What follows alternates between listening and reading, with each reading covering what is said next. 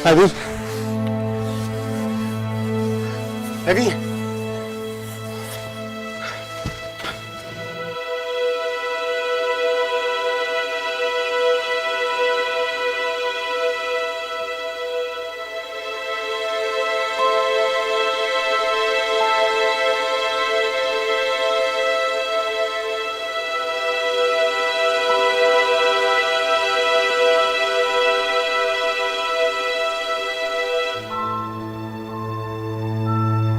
Nasaan ang asawa ko? Ay, ma'am. Nasaan ang asawa ko? Ayun, sorry po ma'am. Hindi po namin nakikita si Mr. Benitez. Yung yati pa lang po natagpuan namin sa dagat. Oh my God. Hinalugog niyo ba lahat ng kalapit na isla? Yes sir, negative po eh. Check. Hindi pwedeng mawala ang asawa ko. Kailangan mahanap ang asawa ko. Check, marami ba kami plano? Kakakasal lang namin dalawa. Hindi ko ang asawa ko. Nagmamakaawa ako. Gawin niyo ang lahat ng dapat niyong gawin. Mahanap pa ang asawa ko. Hanapin yung asawa ko.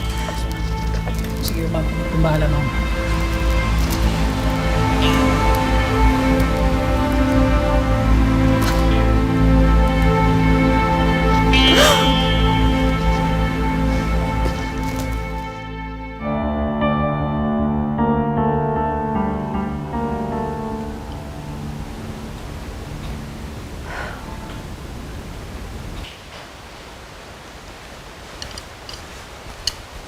Ma'am Laura, hindi pa po ba kayo kakain?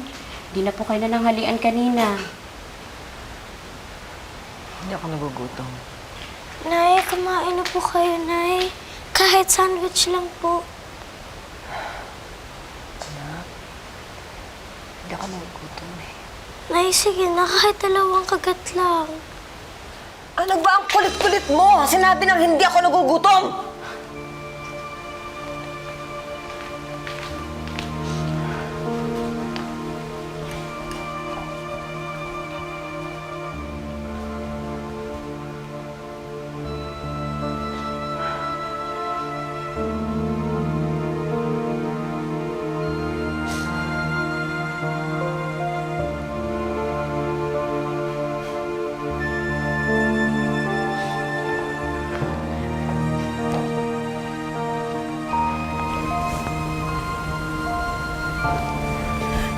Gigi.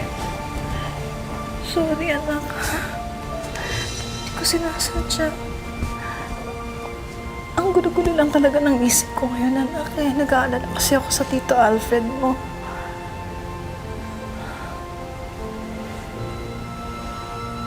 Huwag po kayo mag-alala, Nay.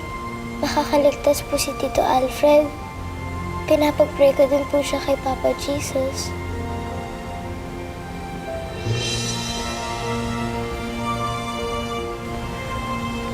Sana nga, anak.